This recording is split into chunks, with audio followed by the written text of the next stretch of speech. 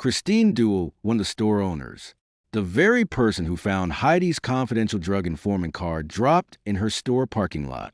Attended school also with Brett Law.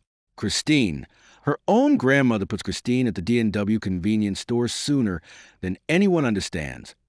When officers share a vehicle, at again exactly 7:30 a.m., instead of focusing on those the sheriffs felt were involved, we will focus on those we know weren't. Kristine Duell's grandmother loved Heidi Allen. She spent a lot of time with Allen over 2 years as Allen worked as a cashier at her granddaughter's store. Gram Duell insisted she hit the D&W steps at 6:20 a.m. Easter morning.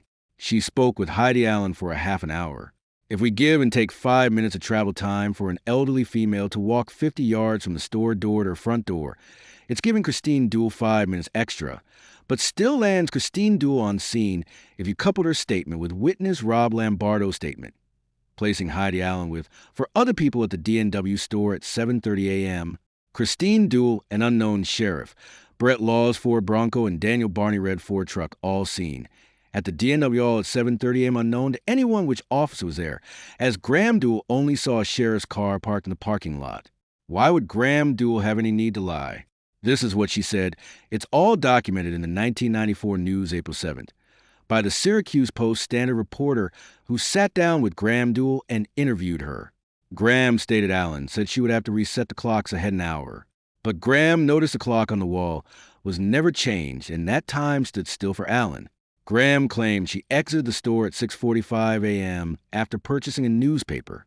Gram proceeds to head to her chicken coop, and that she spent around a half hour with her chickens. At 7:15 to 7:20 a.m., she walks into the house and over to her kitchen sink.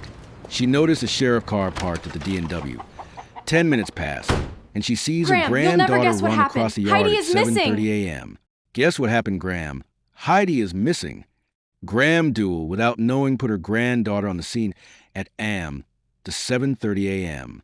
They're the same exact time frame Robert Lambardo sees a red Ford truck documented by Oswego County Sheriffs as Daniel Barney and a Bronco, which was also documented by OZ Sheriffs as Brett Laws. But these two are not the only ones who place any of those involved with Heidi Allen on the scene at 7:30 a.m. Several others do. You will start seeing a distinct pattern and tons of action being generated at 7:30 a.m. on Easter Sunday, 1994, that the general public was told some was never shared with you. We will continue with individuals the Oswego County Sheriff bypassed that morning, or simply ignored. Gram Duell, without doubt, lands Kristine Duell on scene sooner than anyone seems to realize. Kristine Wills, also known as Kristine Duell, her file was later tampered with. There has been no explanation as to why for over 3 decades. The time is off by 15 minutes, and the only one who could have made that happen was the first officer on scene, Officer Curtis. 7:16 a.m.